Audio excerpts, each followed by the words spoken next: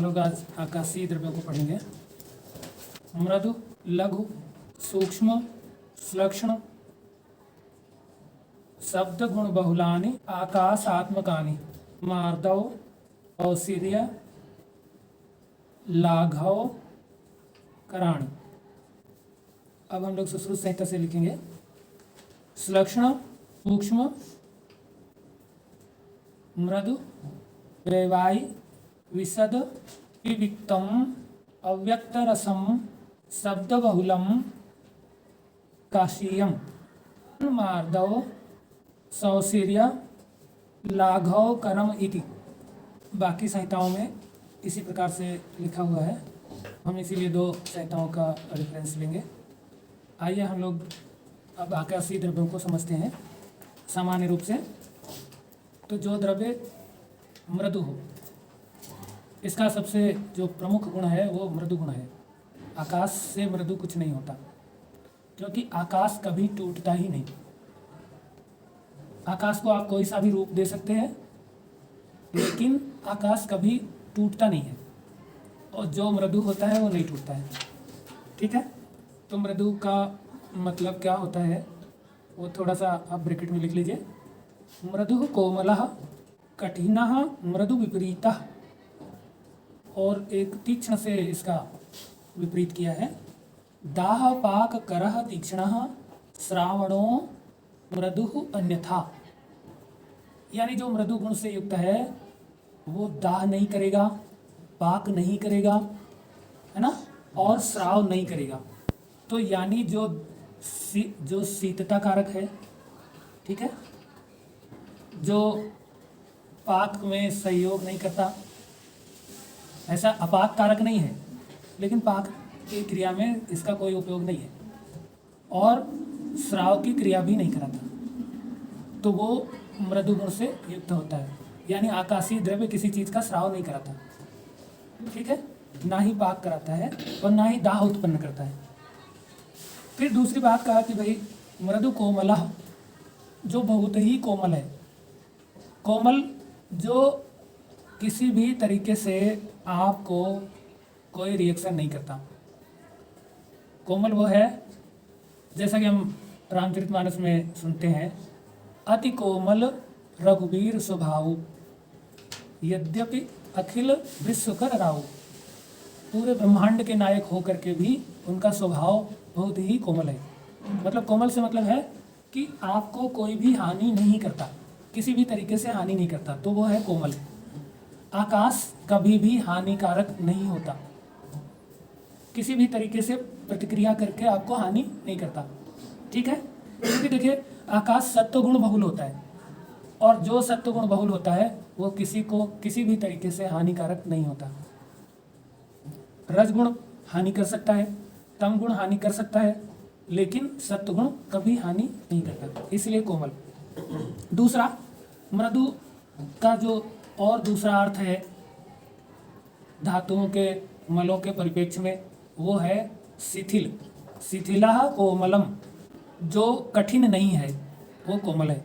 इसलिए जब वो कोमल है तो वो क्षोभ रहित ऊर्जा से युक्त है, यानी किसी भी प्रकार से किसी को क्षोभ उत्पन्न नहीं करता। क्षोभ रहित है यानी उसकी जो ऊर्जा है वो बहुत सौम्य ऊर्जा से युक्त है।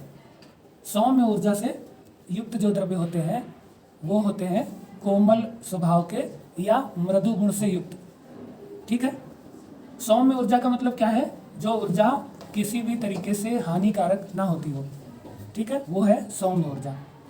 यानी तीक्ष्णता रहित होना, तीक्ष्णता रहित होना ये मृदु गुण है। दूसरा स्थिति स्थापक गुण होना, यानी प्रत्यास्थता होना, ये मृदु गुण है। प्रत्यास्थ होना, इलास्टिक इन नेचर होना, ये मृदु गुण है, ठीक है। तो इस तरीके से ये मृदु गुण हुआ। फिर अगला लघु गुण। लघु के बारे में आप पहले से पढ़ चुके हैं कि लघु गुण वो होता है जो शीघ्र पाकी होता है, यानी जिसको आसानी से पचाया जा सके, जिसके बॉन्ड्स बहुत ही इजीली ब्रेकेबल हों और बहुत लो एनर्जी देने पर ही बॉन्ड ब्रेक हो जाते हों, है ना। तो उन ऐसे द्रव्यों को हम लघु गुण से युक्त समझते हैं। तो आकाश को बहुत कम ऊर्जा देने पर ही वो ब्रेक होने लगेगा। ब्रेक होने मतलब बदलना, उसमें पाचन होने लगेगा, उसका विस्तार होने लगेगा, या वो उसमें परिवर्तन होने लगेगा। ठीक है, आकाश को जो आपका प्रतिरोध नहीं करता, उसको थोड़ी सी भी ऊर्जा दो तो वो किसी भी तरफ टेढ़ा मेढ़ा हो जाएगा, नहीं हो जाएगा, इसीलिए वो लघु गुण से युक्त है। आलस्य नाशक है तो लघु गुण से युक्त है, गौरव नाशक है तो लघु गुण से युक्त है। ठीक है। और अग्नि को जो दीप्त करने में सहयोग करे वो भी लघु गुण से युक्त होता है। उत्साह कारक होता है, या फिर जो अवसाद का नाशक होता है वो भी लघु गुण से युक्त होता है। अब सूक्ष्म गुण भी हम लोग पढ़ चुके हैं। तो यस्य द्रव्यस्य विवरणे कर्मणि शक्ति स सूक्ष्म। तो हमने पढ़ा है कि जो विवरण कारक होता है, जो सभी जगहों पे फैल जाता है ना, डिस्पर्स कर जाए, डिस्पर्सल या डिफ्यूज कर जाए, डिफ्यूजन से, जिसमें डिफ्यूजन होना आसान हो, वो है सूक्ष्म गुण से युक्त। और जो पोलैरिटी से रहित हो यानी नॉन पोलर हो, वो है सूक्ष्म गुण से युक्त। इसीलिए वो सूक्ष्म स्रोतों में अनुसरण करता है, क्योंकि वो किसी भी स्रोत में चिपकता नहीं है। ठीक है, किसी भी स्रोत में लगता नहीं है, इसलिए सूक्ष्म गुण से युक्त होता है। ठीक है। अब अगला गुण है श्लक्षण। श्लक्षण जो प्रतिरोध रहित हो, जो रेजिस्टेंस रहित हो, जिसमें किसी प्रकार का प्रतिरोध करने की जो है ना शक्ति ना हो, या जो प्रतिरोध ना करता हो, वो है श्लक्षण गुण से युक्त। या फिर आचार्यों ने लिखा है कि श्लक्षणा मसृण खर विपरीता, यानी जो चिकना हो, कठिन होकर के चिकना हो, तो वो है श्लक्षण। एक शिथिल होकर चिकना होता है, वो होता है पिछिल। पिछिल भी चिकना होता है लेकिन वो कठिन नहीं होता। ठीक है, तो जो कठिन होकर के चिकनेपन से युक्त हो, चिकने का मतलब है रेजिस्टेंसलेस, या बिना प्रतिरोध के, या जो किसी की गति को रोकता ना हो, किसी गति का अवरोध ना करता हो, वो है श्लक्षण। ठीक है, इसीलिए आकाश में निर्बाध गति होती है ना।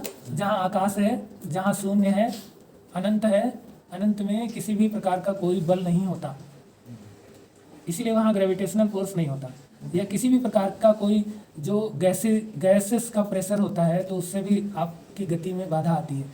जैसा कि आप जानते होंगे, जब कोई तारे का भाग या किसी ग्रह का भाग टूट करके पृथ्वी के वायुमंडल में आता है तो जलने लगता है, क्योंकि जो वायुमंडल है वहाँ पे बहुत सारे गैस है, पार्टिकल्स हैं, उनमें वो आके फ्रिक्शन होने लगता है, तो वो जलने लगता है, आग पकड़ लेती है, इसीलिए आपको वहाँ रोशनी दिखाई दे रही होती है।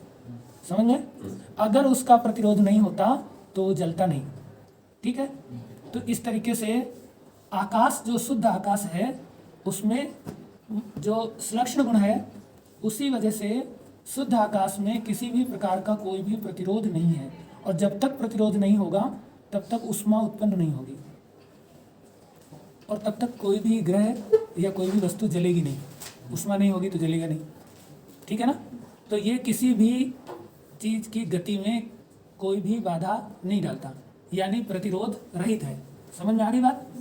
कठिन होकर चिकना होना तो वाली पिछिल जो है वो जल का गुण है, तो जल जहाँ होता है वहाँ कठिनता नहीं होती है ना। लेकिन आकाश, केवल तो आकाश होता नहीं, हम जो द्रव्य देख रहे होते हैं वो पांच भौतिक होते हैं। तो जिन द्रव्यों में जल की अधिकता नहीं होती, पृथ्वी की अधिकता होती है और आकाश की अधिकता होती है, वो कठिन होकर के चिकने होते हैं। जैसा कि आप शीशा देखते हैं, शीशा क्या है? कठिन भी है, चिकना भी है। माइका आप देख रहे हैं, अभ्रक भी देखते हैं, तो उसकी परतें आप देखते होंगे कि चिकना होता है और कठिन होता है। ठीक है कि नहीं? ऐसे हीरा है, चिकना है और कठिन है। ठीक है, क्लियर है?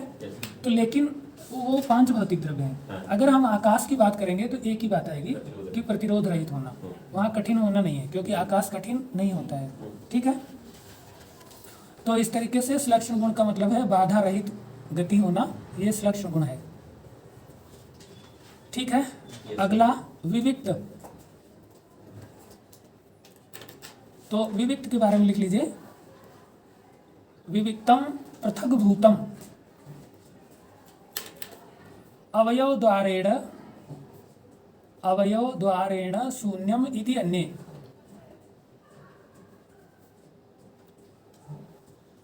एक और इसी में लिखिए, विविक्तम असंयुक्तम सछिद्रम इति यावत्।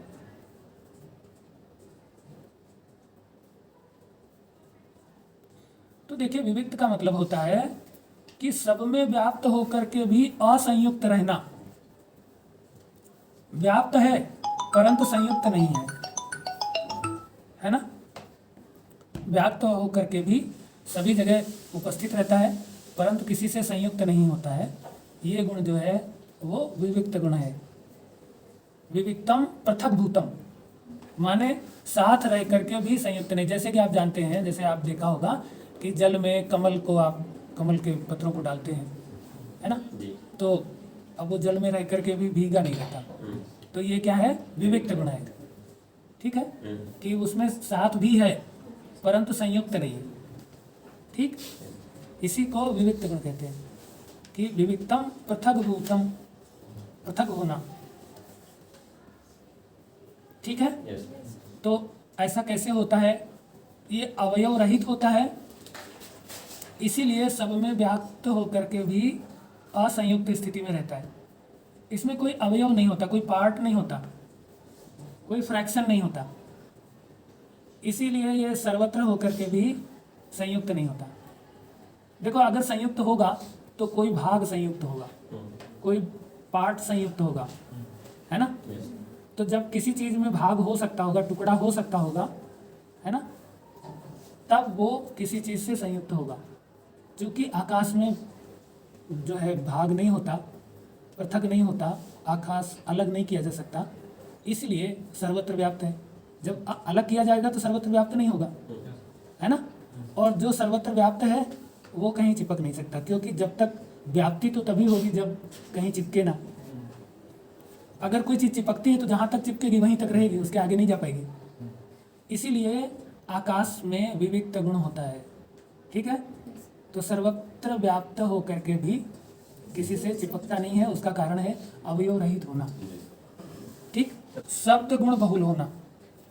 शब्द गुण का मतलब क्या है, जैसा कि हमने पहले भी बात करी है भाई, आकाश में, आकाश से ही शब्द गुण की उत्पत्ति होती है ना। तो शब्द के बारे में हमने क्या बताया था, तो सिग्नल जनरेशन जो है पहला काम वो है शब्द गुण। तो इसीलिए आपने देखा होगा जब सृष्टि उत्पत्ति क्रम पढ़ाया जाता है तो आपको कहा जाता है आकाशात वायु, है ना, या फिर ये कहते हैं कि भाई एको अहम बहुश्यामः। आपने देखा कि सबसे पहले सब कुछ शांत रहता है, फिर एक गति उत्पन्न होती है और उसी गति से वायु उत्पन्न होने लगती है। समझ में आएगी नहीं? तो इसीलिए कहा आकाशात वायु। ये जो पहला सिग्नल जनरेशन है यही है शब्द गुण, है ना, जो किसी भी तरीके की सिग्नल की स्टार्टिंग है वो शब्द गुण है। संकेत की उत्पत्ति शब्द गुण।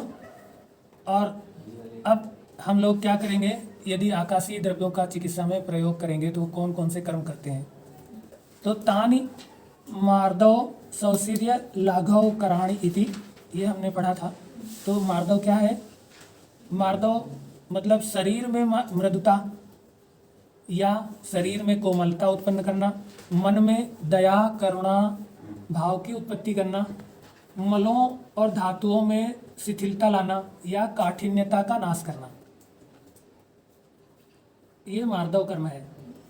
मार्दव कर्म के द्वारा हम धातुओं को कठिनता से रहित करते हैं, स्रोतसों को कठिनता से रहित करते हैं, मलों को कठिनता से रहित करते हैं, है ना, और कोमल भाव उत्पन्न करते हैं। कोमल मतलब जो क्षोभ रहित हों, जिससे हमारे शरीर में क्षोभ कम होने लग जाए। तो यदि हमारे शरीर में किसी भी प्रकार का क्षोभ उत्पन्न हो रहा होता है तो हमें मृदु गुण से युक्त द्रव्यों के द्वारा चिकित्सा करके मार्दव कर्म करना चाहिए, जिससे शरीर का क्षोभ नष्ट हो जाए, मन का क्षोभ नष्ट हो जाए। जैसे मन बहुत क्षुभित अवस्था में रहता है तो आपके रज और तम बढ़े रहते हैं, इसकी वजह से आपको क्षोभ उत्पन्न होता है। क्षोभ माने हलचल, क्षोभ माने मन को विचलन, ठीक है। तो इस तरीके की जो हलचल है या विचलन है वो दो ही बातों से हो सकता है, या रजगुण से होगा या तम गुण से होगा। और यदि आप सत्व गुण बढ़ाएंगे, आकाशीय द्रव्य देंगे तो सत्व बढ़ने लगेगा, तो रज और तम का वो क्षय होने लगेगा।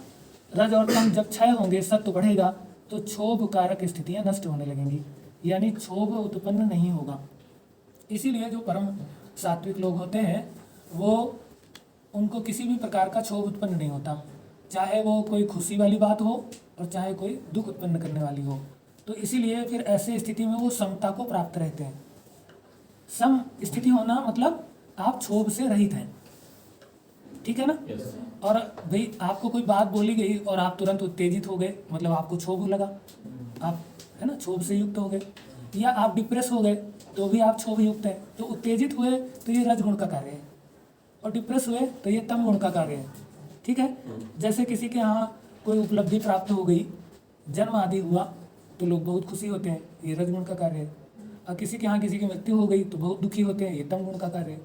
और जो परम सात्विक होते हैं उनके यहाँ उत्पत्ति और मृत्यु दोनों में कोई अंतर नहीं होता, इसलिए वो क्षोभ से रहित होते हैं। अब आप समझ गए। तो क्षोभ रहित होने के लिए हमें मार्दव कर्म करना है, और मार्दव कर्म करने के लिए हमें आकाशीय द्रव्यों का चिकित्सा में प्रयोग करना है, ठीक है। अब इसी तरीके से ये तो मन के क्षोभ की बात थी। इंद्रियां क्षोभ युक्त हों उसके अनुसार, या दोष क्षोभ युक्त हों। अगर दोषों में क्षोभ उत्पन्न हो गया तो वो कुपित हो जाते हैं, ठीक है। मलों में क्षोभ उत्पन्न हो गया तो वो बहुत ज़्यादा उत्सर्जित होने लगते हैं, ठीक है। तो इस तरीके से हम अगर दोषों के क्षोभ को भी कम करना चाहते हैं, इंद्रियों के क्षोभ को भी कम करना चाहते हैं, तो हमें आकाशीय द्रव्यों का प्रयोग करना चाहिए। तो जो एंटीबॉडी रिएक्शन है वो क्षोभ से उत्पन्न होती है। पहले एंटीजन हमारे शरीर में जाके क्षोभ उत्पन्न करता है, और उसके प्रतिघात में हम एंटीबॉडी उत्पन्न करते हैं, तो ये क्षोभ है। पहले हम दुखी हुए या डरे, उस डर से बचने के लिए हमने एंटीबॉडी बनाई, ये फिर क्षोभ का कर्म है, ठीक है। तो हर चीज़ हमारे लिए फायदेमंद भी है। तो जब हम इम्यूनिटी पैदा कर रहे होते हैं तो वहाँ क्षोभ उत्पन्न करना जरूरी होता है, इसीलिए हम वहाँ डेड वायरस और इनएक्टिवेटेड बैक्टीरिया वगैरह देते हैं, जिससे कि थोड़ा सा क्षोभ उत्पन्न हो और उसी थोड़े क्षोभ से प्रतिक्रिया स्वरूप हमारे शरीर में उसकी एंटीबॉडी उत्पन्न हो जाए। समझ में आ रहा है। तो वो तो वहाँ फायदे के लिए हम लोग करते हैं।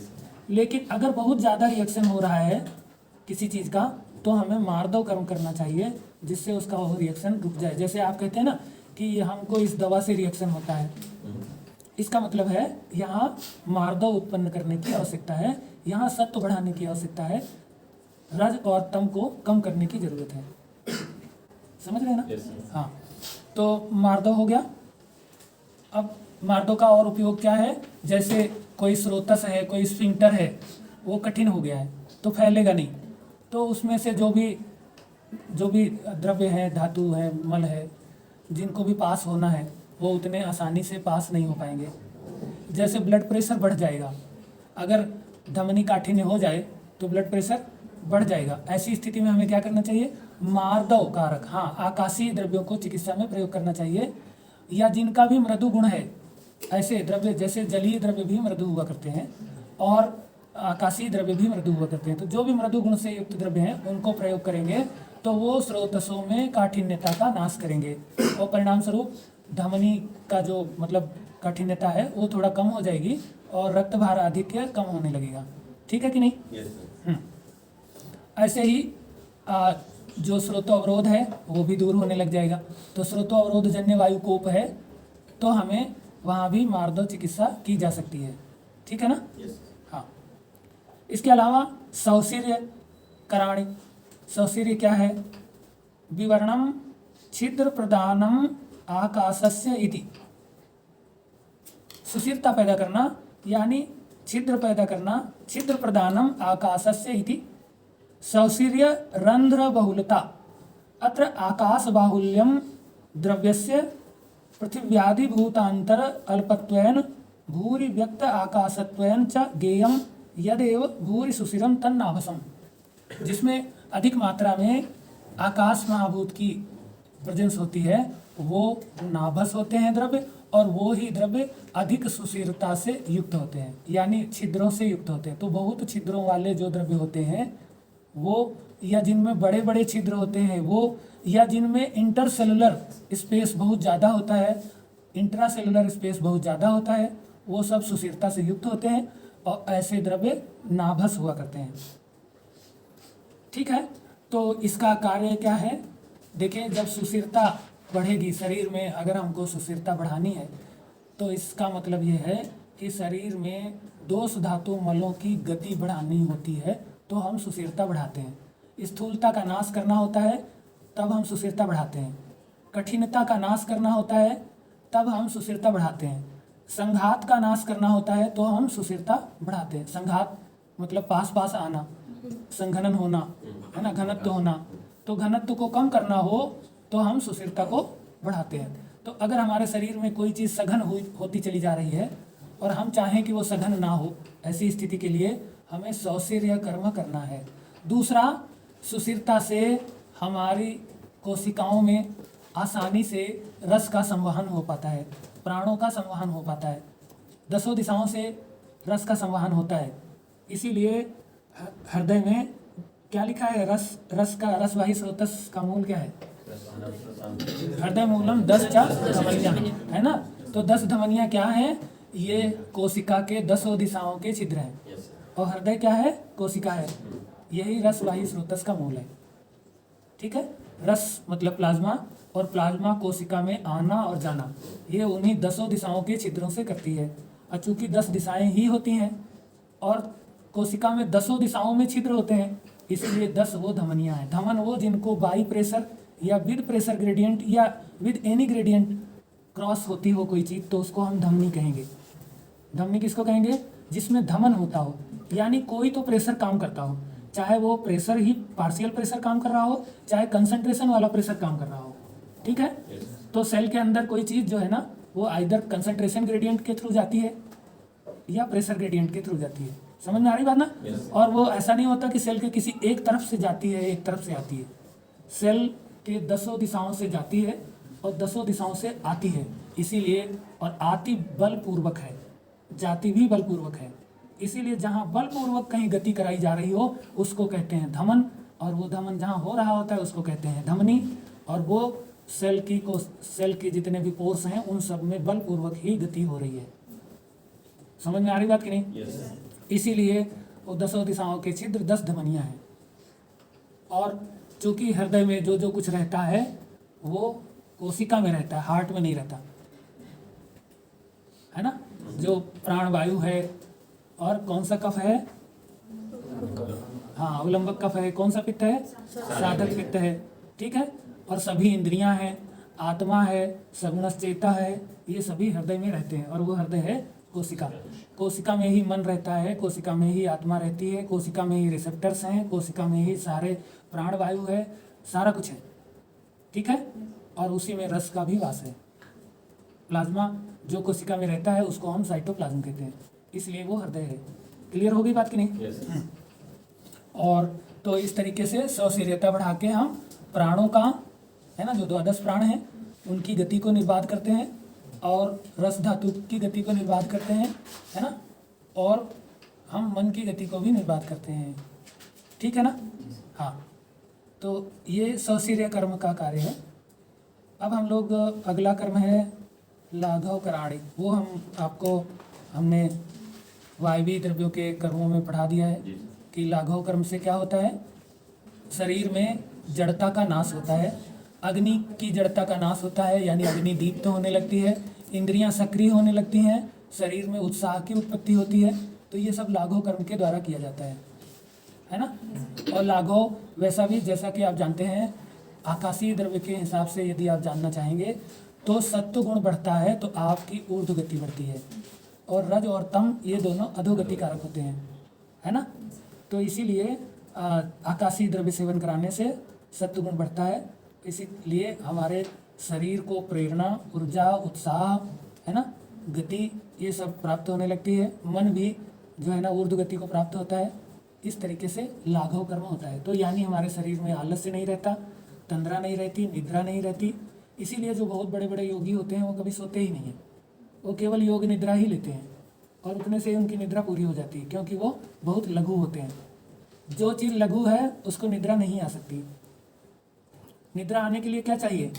तम होना और गुरु होना। तम ही तो गुरु है ना।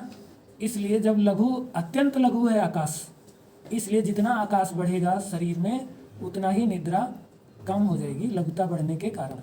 ठीक है, तो लाघव कर्म के द्वारा हम शरीर में उत्साह की वृद्धि, अग्नि का दीपन, मन का ऊर्ध्वगमन, है ना, इंद्रियों में चैतन्यता, ये सब कर्म उत्पन्न करते हैं। Yes.